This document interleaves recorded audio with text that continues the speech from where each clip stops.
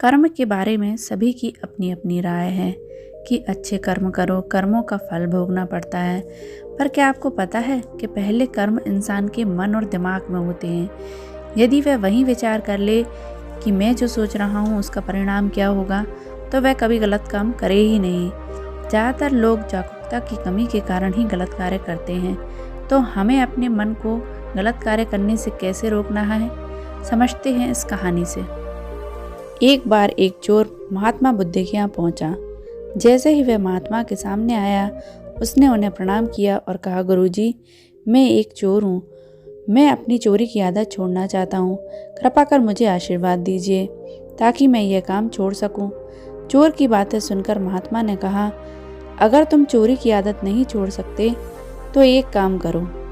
चोरी करने के तुरंत बाद अपने गुनाहों को स्वीकार कर लो, या तुम जिनके यहाँ चोरी करना चाहते हो उन्हें यह बात पहले ही बता दो। अगले दिन चोर एक घर में घुसा। जैसे ही वह वहाँ रखे आभूषणों को अपनी थैली में रखने लगा, उसे गुरुजी की बात याद आ गई। उसने मन में सोचा, अगर मैं चोरी करता हूँ तो फिर घर के मालिक को बताता हूँ तो वह तुरंत ही मुझे पुलिस के हवाले कर देंगे। पुलिस मुझे पीटेगी और फिर जेल में डाल देगी। जब यह विचार उसके मन में आया तो उसने अपना मन बदल लिया और चोरी किए बिना ही उस घर से वापस चला गया। उसके बाद उसने चोरी करने की बहुत कोशिश की, पर सजा के डर से वह एक बार भी ऐसा नहीं कर पाया। वह गुरुजी के पास वापस लौटा और कहा, आपने एक ऐसी सलाह दी थी मुझे।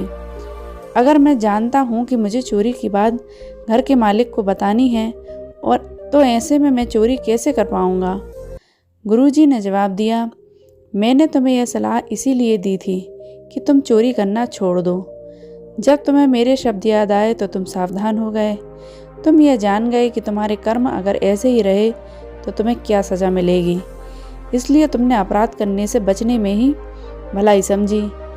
इसीलिए हमेशा अपने किए कर्मों के परिणाम के बारे में सचेत रहना चाहिए। जब तुम कुछ भी गलत नहीं करोगे तो तुम्हें अपने कर्मों का हिसाब देना भी नहीं पड़ेगा।